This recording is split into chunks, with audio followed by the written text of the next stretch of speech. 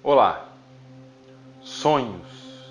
Quem nunca teve um sonho e ficou pensando nele o dia inteiro? No sonho, as linguagens são simbólicas, o que nos deixa ainda mais curioso. Mesmo em nossa cama podemos voar, podemos nos transformar, podemos ser heróis. Alguns sonhos que a gente tem são tão gostosos que quando acordamos queremos voltar a dormir para poder sonhar novamente. E hoje nós vamos saber um pouco sobre esse mundo tão maravilhoso que é o mundo dos sonhos. Espero que gostem do vídeo. Nosso cérebro, responsável por nossas ações e nossos sonhos. Várias são as razões pelas quais sonhamos. Entre elas está a substituição de energia e a memorização de nossas vivências. Sem dúvidas que o poder de sonhar é um privilégio do ser humano, um privilégio que dedicamos grande parte das nossas vidas só para fazer isso. Mas você já se perguntou por que às vezes não lembramos dos sonhos? Já é noite, é quase a hora de dormir. É quando o nosso corpo se prepara para entrar em outro mundo, o mundo dos sonhos. O corpo relaxa e nós adormecemos, quando de repente temos a aterrorizante sensação de estar em queda livre. É como se estivéssemos à beira do precipício e nosso cérebro interpreta como se fosse um perigo e nosso subconsciente nos envia mensagem de alerta para que acordemos.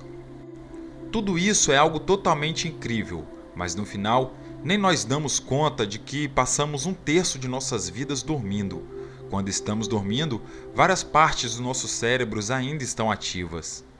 Uma das partes mais incríveis é a chamada glândula pineal, ou terceiro olho. A glândula pineal é uma pequena protuberância que se encontra na parte central do nosso cérebro. Ela é importante por segregar várias substâncias, dentre elas uma bem importante chamada melatonina. A melatonina é responsável por regular o nosso relógio biológico, o qual todos nós temos. Quando há ausência de luz e nós fechamos os olhos, de alguma maneira a melatonina é produzida de uma forma maior. Resumindo, a melatonina serve para induzir ao sono a pessoa que estiver no escuro.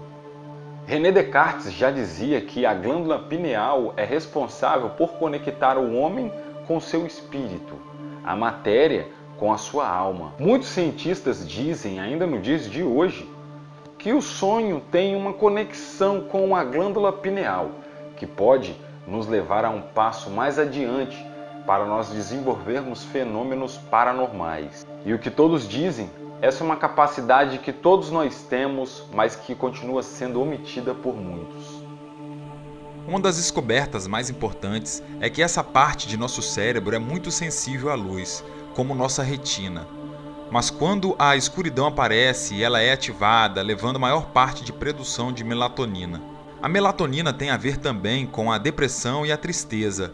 Por isso, estudos demonstram que em lugares onde há pouca luz do sol, do mesmo modo, quando o inverno nos entristece, o verão nos alegra. Isso acontece porque temos a glândula pineal ativa por mais tempo. Para ativar essa glândula, há uma série de métodos. Os mais simples é ficar concentrado em um quarto escuro. Pouco depois, ficaremos relaxados até estabilizar a respiração e depois deixar a nossa mente limpa. Normalmente, depois de 10 minutos no escuro, você começa a sentir um formigamento na testa. Depois de algum tempo, podem ser vistas cores, explosões ou estrelas bem pequenas. E essas é uma das evidências de que quando isso acontece é porque nós ativamos a nossa glândula pineal com sucesso. Existem outras formas, chamadas de estereogramas, que ajudam a ativar o terceiro olho. Os estereogramas são uma espécie de gráficos com objetos tridimensionais em um plano de 2 dimensões. Para vê-los, é preciso desfocar sua visão pouco a pouco, sem piscar, pelo método antigo chamado de olho mágico. Alguns pesquisadores sugerem que, além da melatonina, a glândula pineal produz outras substâncias. Substâncias essas que seriam responsáveis por fazer o nosso cérebro gerar sonhos intensos e reais. Mas o que acontece quando você cai no sono? Você sabe que quando uma pessoa cai no sono, ela passa por 5 fases que se repetem por 90 minutos, fazendo com que sonhamos até de 4 a 6 vezes em uma única noite? A primeira fase é a fase da sonolência, a qual estamos querendo dormir. A respiração torna-se mais lenta e a tensão muscular diminui. A segunda fase é o sono superficial, onde se bloqueiam os sentidos e o corpo relaxa.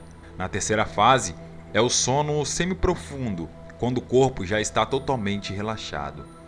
A quarta fase é o sono profundo e é onde o corpo começa a se recuperar das atividades diárias. E é aí que o sonho começa a ganhar forma. Depois das 4 fases, chegamos à quinta, que é chamada de REM, que significa movimento rápido dos olhos. Durante o REM, o fluxo sanguíneo acelera a respiração, também fica mais rápida, então começamos a sonhar e o cérebro nos dá ordem para que a gente não se mexa, a fim de proteger o nosso corpo, para poder realizar os sonhos enquanto estamos dormindo. Se não fosse por isso, sofreríamos sonambulismo, e é por isso que, se acordarmos alguém na fase do REM, ela poderá se lembrar facilmente do último sonho que teve. Existem pessoas que têm uma capacidade incrível de controlar seus sonhos. Esse método se chama sonho lúcido. Através dele, você pode começar a controlar os seus sonhos. Há pessoas que acham isso relativamente fácil, mas na verdade é bem complicado. Os métodos para alcançá-lo vão desde tentar voar e tentar ler durante os sonhos. Na verdade, é fazer algumas coisas que não podemos fazer quando estamos acordados.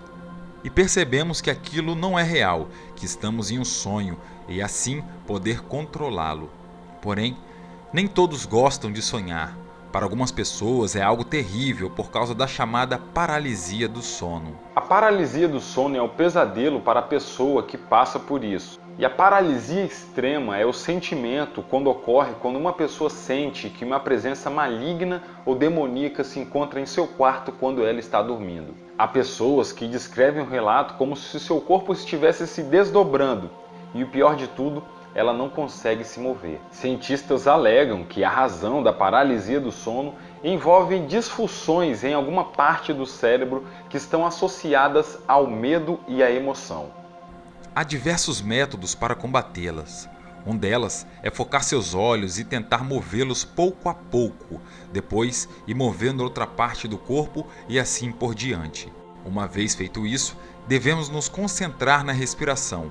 Se controlarmos a respiração e relaxarmos, podemos sair desse estado. Chegamos ao final da noite e não irá demorar para acordarmos, mas o mundo dos sonhos não termina aí. O ser humano em geral segue em padrão em seus círculos de vidas e ritmos hormonais. Esses padrões são os ritmos circadianos. O ciclo circadiano dura algo em torno de 24 horas, por isso, a tendência natural da maioria dos seres humanos é deitar um pouco mais tarde do que à noite no dia anterior.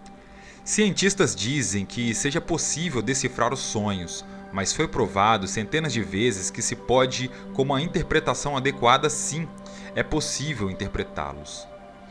Sendo assim, interpretar sonhos podem ser mais importante do que pareça, pois nosso cérebro pode estar nos enviando um sinal de alerta.